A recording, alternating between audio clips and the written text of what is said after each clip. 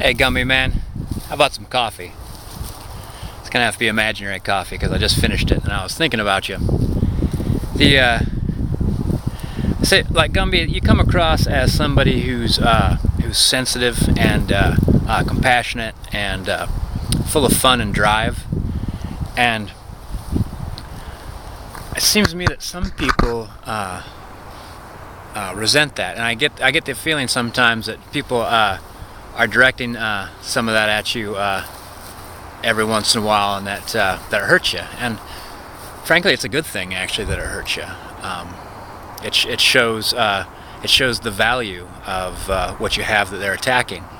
And it reminded me of a person that used to do that to me on a regular basis. Would attack my sensitivity, like probe for insecurities.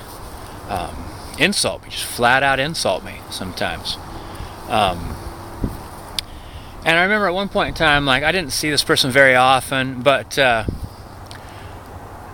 sometimes actually when I did see him, it was actually because this person needed help. I remember one time they got in a car accident, and they were teaching classes in martial arts, and I went and taught some classes. I partnered up with one of his students to help her with one of her black belt exhibitions. It went really well, and I put a lot of effort into that, and time. It was a lot of time, and there's some other things that I went to his house and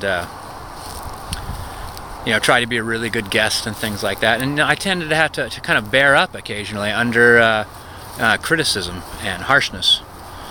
And I remember once, so it wasn't that bad, like, I didn't have to see him that often. It kind of it was like a double whammy though. When I was helping him out because he needed it, and he'd be insulting too. But maybe that was the thing. Maybe that was part of why someone attacks somebody else for their seeming weaknesses. Probably says an awful lot more about their own weaknesses.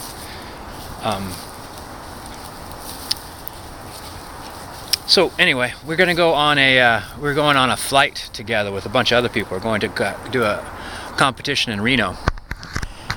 He was just non-stop all over me.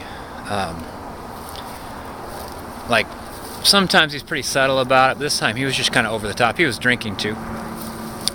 And his wife said, why are you always doing that to Mr. Portland? He's nothing but nice and helpful to you all the time. And he turned to his wife and says, I'm teaching him how to be tougher. And I just looked at him thinking, no, that's not true. I don't believe it.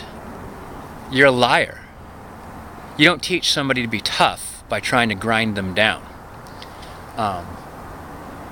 Maybe he actually that's when that kind of like clicked. I was like, I think that it's not my sensitivity or any of my weaknesses or flaws as a human being. It's not those that he's attacking. He's attacking those because he resents my strength.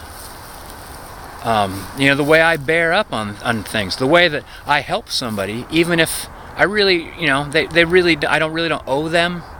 I helped them because it was the right thing to do, and I didn't withdraw my help because the guy I was helping is often hypercritical of me.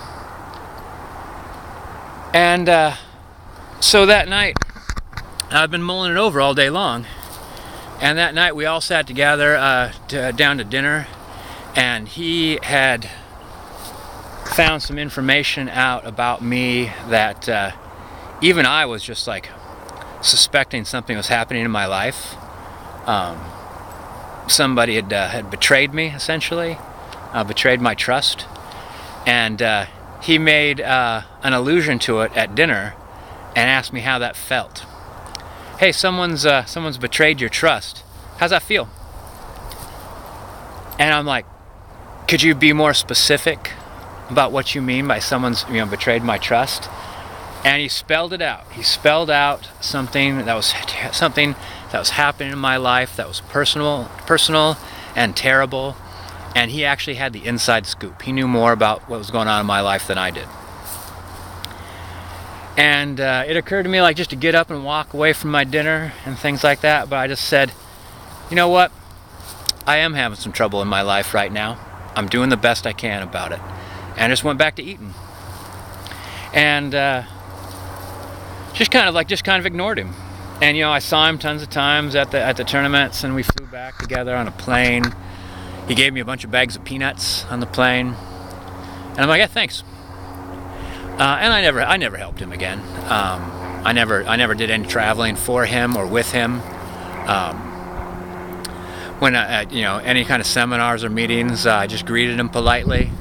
I didn't stand around and talk. I didn't ask about common acquaintances. And I didn't treat him badly, because I mean that's part of my strengths. There's tons of things wrong with me, tons of weaknesses. But my weaknesses don't make me weak. And